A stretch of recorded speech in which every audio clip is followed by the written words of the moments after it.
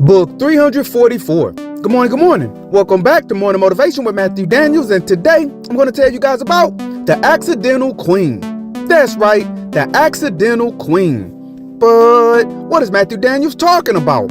A long time ago, in a kingdom which sat next to a great winding river, a king was preparing to transition over to the realm of the ancestors. Wanting to ensure that the dynasty he himself had inherited lasted long after his death, he instructed his son to choose for himself a wife who would become his queen and give birth to a legitimate heir. Hundreds of women were brought from all over the kingdom, and a great festival was held within the palace known as La Desaoncia, which, being translated into the English language, means the choosing of the queen. During this festival, the palace was full of women, food, dancing, and music. The prince, who was one of my ancestors no less, sat in the western corner of the main hall with his father and mother.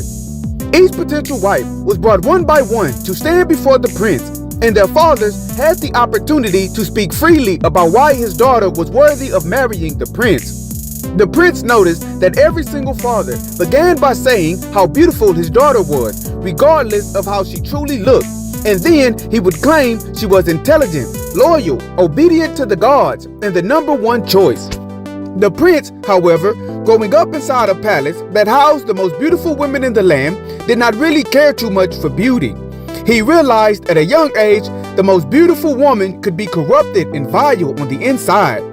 This fact of reality was highlighted by what he saw before him in the main hall. The women who had come to offer their hands in marriage were being catered to by many servant girls whom the king provided to make them comfortable. The prince watched how disrespectful the women were to the servant girls. They even made a game out of choosing which servant girl was most ugly and crude, and they said they would crown the victor queen servant. The women laughed and debated for hours, totally unaware that the prince was taking note of their deplorable behavior. After much discussion, the women chose one particular servant girl to be the queen's servant, and they gave her a crown made of dried mud to wear. The servant girl, obviously embarrassed, uttered not a word of protest, and instead, she continued to humbly tend to her duties. The prince found himself enamored with her grace and poise in the face of such extreme cruelty, and he stood to his feet and summoned her to be brought to the west of the main hall. "I have made my choice," the prince announced. "I shall take as my wife this servant girl, which you all have crowned queen servant." The palace instantly went into an uproar, and everyone murmured about the prince's choice. The women said that he had chosen the dirtiest and ugliest amongst them, and they did not understand why. The prince then had the other servant girls take his bride away to clean her up and place upon her body the clothes reserved for royalty. When they returned, everyone was shocked to see how beautiful and elegant the servant girl looked.